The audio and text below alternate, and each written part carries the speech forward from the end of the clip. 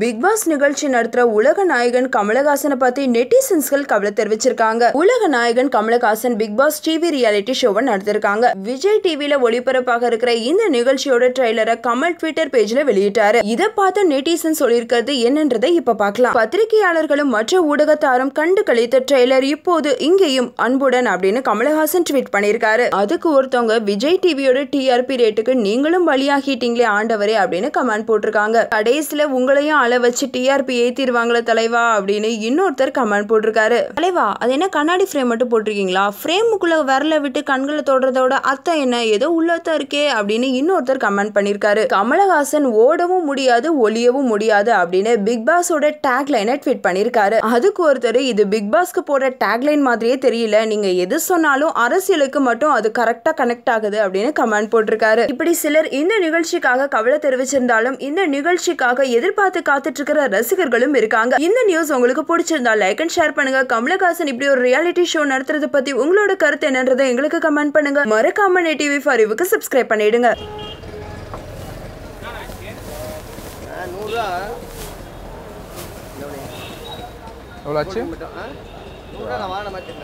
ஜூஸே நல்லா இல்லையா?